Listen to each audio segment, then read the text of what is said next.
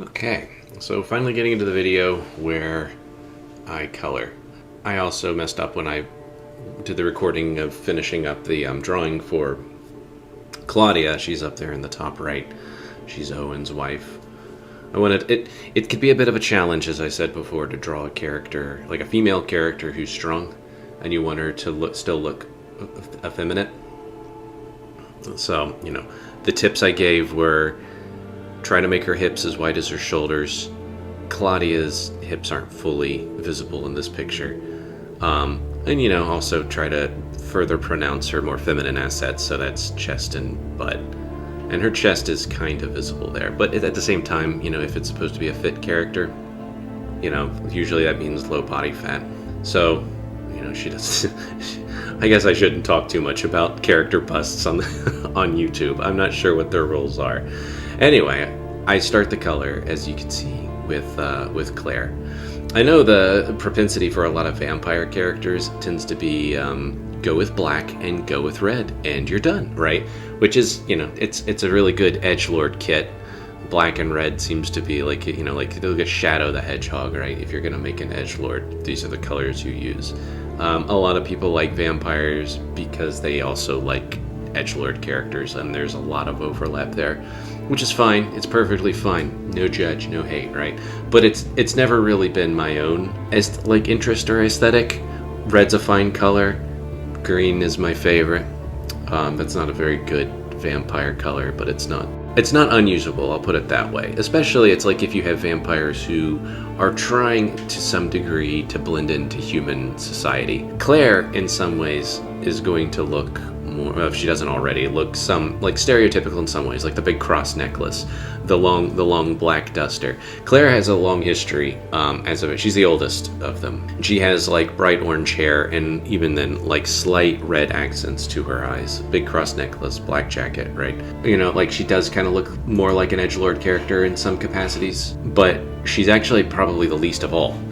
She's a deeply Christian character, and in her history, she was among the people who consecrated Scholomance. And for people who don't know, Scholomance, so far as I know, Scholomance was basically, I don't know if it was based off of a real thing, but it was like this Solomonari school, and it's like Solomonari as in Solomon, King Solomon, who from the Bible, who apparently could control and command demons, which sounds, dangerous. But the idea of these schools, these kind of Solomonari schools, was that you too can learn how to control soul-devouring monstrosities from beyond the veil, right? Who wouldn't want to go to college for something like that? And Scholomance was that kind of place. Scholomance was referenced in Bram Stoker's Dracula. Dracula in that was a student, even, right? So it wasn't just that Dracula was an undead monster. Dracula was also something of a warlock. He did have access to dark magical powers and things like that. And so within the scope of this fiction, Scholomance is still a real place. I don't know if Scholomance I understand that there were always different myths and legends about Scholomance. I don't know that it was ever based off of anything real with it was a school and there was someone there who was an alchemist, something which an alchemist was just an early scientist, it was an early form of science before the different scientific fields developed. So it's people always think of alchemy as a magic thing. I don't think that it necessarily was always viewed as a magic thing, because it's we got a lot of chemistry from alchemy and things like that. I've also seen things where alchemy is a psychological. Oh no, it's a psychological metaphor where it's you start with this one phase of your life and your soul development, and then you move to albedo and then rubido, and I don't remember the phases, but there's basically just the idea of death and then rebirth as this a death of the old thing to a rebirth of the new thing, which unironically is actually a fairly good metaphor for vampirism in and of itself. But in this case, Scholomance was a Solomonari demon school where people went to learn, warlock demon magics and things like that.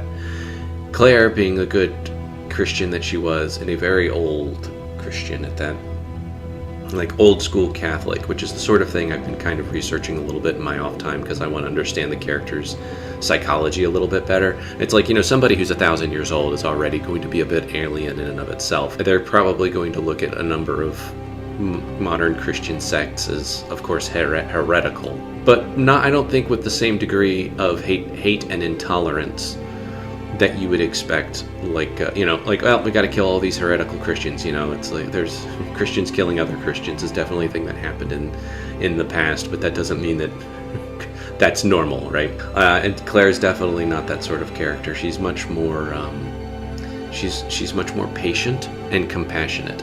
In part because one of her abilities is aura sight. She can actually read a person's aura. And in that, she can determine their emotional state. She can determine when someone is afraid or happy or depressed. She can basically read a person's emotional state like an open book. She also can influence their emotional state. So if someone is like apoplectic and just like completely nuts in a moment, she could be like, "Hey, calm down. Everything's going to be okay," right? And in a very subtle way, help a person calm down and not lose their mind over all of the various reasons life would give one reason to lose their mind. So she's an old character. She's a very Christian character. And she's a very eccentric character. And, she has like this bright coppery red hair. She's not, she does dress in some ways like an edgelord character, but she is totally not an edgelord character. She doesn't carry, the burden of life's woes and miseries on her shoulder, although she has quite the history of it. She has a history of dear friends and loved ones all being lowered into the ground over time.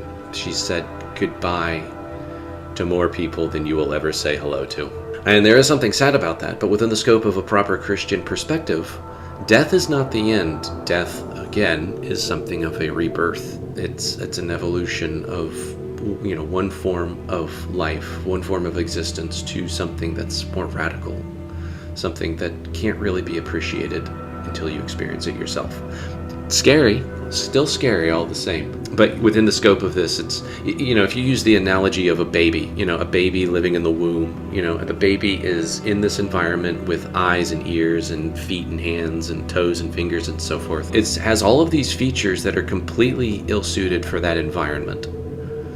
It's developing features that are suited for the next environment. And the baby might have no sense or wit for what any of these things, these weird things are for. And when the baby is born, it's suddenly thrust into an environment that's very bright, very cold, very loud. And it's also breathing. It's using its lungs for the first time, which, so far as I understand, is very painful. It happened to me, of course. I just don't have any, I don't remember. I've just been told on good authority that this is how it works.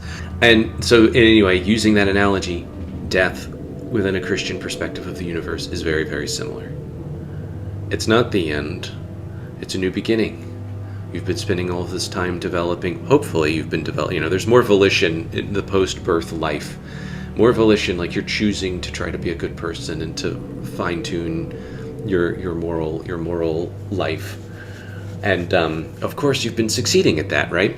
So in many ways that's going to be ill-suited for life here on Earth. We're broken creatures in a broken world, and as they would say, don't expect earthly reward for heavenly behavior. Don't expect earthly reward for heavenly behavior. Sometimes it's going to get really, really difficult. So, and Claire is aware of all of this. She is a vampire, and she's been around for a long time. And, she's been deprived death. She's been deprived that next step. We'll use the word evolution. She's been deprived that natural evolution in light of, the dark evolution that one undergoes with vampiric undeath. But she's not the sort to say that we are necessarily damned. Nobody is static. We're all moving in one direction or another. And that's what she doesn't believe that just because you're an undead vampire, blood-sucking monstrosity doesn't necessarily mean that you're beyond the reach of God's grace. Which is also something, so far as I understand, that is responsible for a Christian belief. It's not hopeless. If God is an infinite mind and the metaphysical necessity to all possible realities, I don't see why something like that should be impossible for him to accomplish. And this is the domain of Claire's awareness, Claire's belief. But again, I do want to plug in some very old school Catholic beliefs into her perspective and understanding of the world. And I haven't really done that yet. Well, I've done it some. So Saint Claire. I don't really have my notes for Saint Claire up. So far as I know, Saint Claire was she helped found a women's, but it's like more of a parallel community is probably the better way, but a parallel community for women. And she's like, Claire herself is not that saint, but she adopts the name. She adopts the names of different saints over the years. So it's like she has like Saint Therese and Saint Elizabeth and Saint Agatha and stuff like that. Like I probably have a more comprehensive list somewhere of the different characters. It's not particularly salient to the story in and of itself, mainly because it doesn't really cover all of those things outside of like brief expositions provided for Claire by other characters.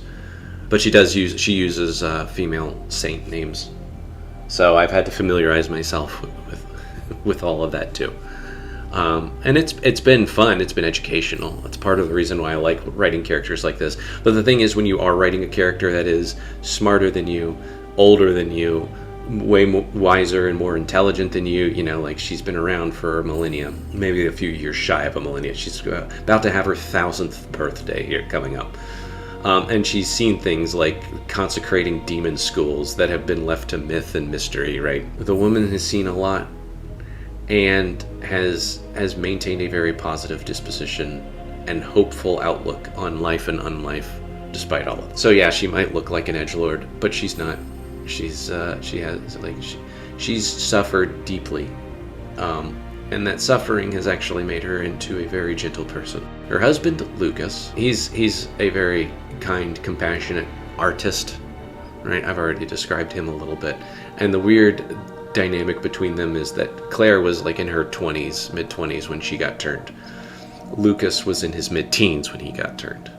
So a lot of people look at them and they do not think of them as a couple. And they pretty much, like when they're interacting with people, they often will try not to behave as if they're a couple, because they recognize, like, yeah, it looks like it would look like somebody who's like 15 or 16 in a relationship with someone who's 25 or 26. And I guess 1,000 years ago, something like that actually probably would have been much more acceptable. Bible times, there was all kinds of crazy stuff that happened, right? We understand that reading about ancient history, that was fairly normal. But today, people will look at you like you're a freak. So anyway, they try to be sensitive to this fact. They're like, yeah, we don't want to draw unwanted scrutiny, right? If your vampire is trying to blend into mortal society, doing everything you can to stop people from asking questions is probably more useful than not. But her husband, Lucas, is a calm, gentle artist sort. Also not much of an edgelord. Despite having something of a tragic backstory himself, Claire was the one who turned him. And he was something of a miscreant, but also an orphan. He just kind of grew up on the streets alone. And when he was trying to be a good, normal person, he just wasn't very good at it. And people didn't trust him. He was a bastard and a thief and a liar. And so the only work he could get when he was trying to be a good person was basically just like hard labor, working in the barn with animals and stuff like that. And people wouldn't let him near anything that he could steal. They wake up the next day, he's gone, and so is, like all the silverware or whatever. And so he gets sick, basically sleeping out in a barn with all these animals, and it's winter, and he's basically dying, and that's when Claire discovers him. And she takes pity on him and turns him. And they've been very, very close ever since. She effectively turned her husband. The man who would become her husband. And so that's how they've been. He's probably closer to like 8 centuries old. He's 800, so he's also pretty alien. But they both still have they try to be very compassionate and very, very aware of other people's emotional states. As a calm, quiet artist sort, Lucas is usually more aware than he lets on. And when he does speak and interact with people, there's a degree of unexpected precision. Like, oh, I didn't realize he was picking up on all of that. As an artist, he also likes beauty. And Claire appreciates this about him because, as a good Christian woman, again, this is the consequence of me looking into trying to have a responsible set of beliefs for her. She understands that the three transcendents, if you haven't heard of what the three transcendents are, it's basically what is good, what is true, and what is beautiful, right? And within a Christian belief system, God is at the seat of all of those things. So if you are like, I want to know truly what is true in the world, what is true in life, then pursuing the truth will eventually bring you to God. To pursue what is good will also bring you to God. And to pursue that which is beautiful will, of course, also bring you to God. And so Lucas's sense for the divine, his sense for, supernatural agency, like actual supernatural agency, super duper natural agency, is carried by his appreciation for the beauty. He's decided that spending, if you're gonna be immortal, you're gonna live forever. The calculus was, well, I might as well try to master as many useful and good skills as I can. And that's come in the form of art and music, although he enjoys art a lot. So Lucas is a very good sculptor, he's a very good painter, he's very good at drawing, he's even a good architect. He's just learned to, he's like, if I'm going to live in this world forever and ever, I'll apply my minutes to trying to make the world more beautiful wherever and however I can. So he's actually helped, he's donated a lot of artwork anonymously to, various churches, various parks, like a town hall building, that kind of thing. So you can actually see a lot of his artwork in the city and surrounding towns that they live in. But it doesn't have his name on any of it. You wouldn't know it's his until he or someone in the family explains it. And so that's what he does. He tries to help beautify the world. And he's much more classical in his aesthetic because, surprise, I am too. I don't really like modern architecture. I think open spaces is good, and also all the glass windows. And, which that makes sense because old architecture, they didn't have indoor heating and air and stuff like that. Those old buildings often were designed to keep out the air because in the winter, that was very cold, and you didn't have heating in those big buildings or in those churches or in any home. Unless you had a fireplace nearby, you weren't getting any heat. So, today you can design around that. But there was still a very strong sense for applying beauty in one's mastery for architecture. And today, the aesthetic is, there's just no money for that. There's just no resources for that. And, it is. You just have to put value on it. You have to value beauty. And I think in modernity, we just value line go up because line need to go up, which is in and of itself not a bad thing, but I wouldn't say that it is the absolutely good thing. And again, if you want to have a perspective in life that pursues the true, the good, and the beautiful, well, is line go up the good thing? Well, it can be a good thing, but it is not the best thing. And so to treat it as the best thing is a form of worship.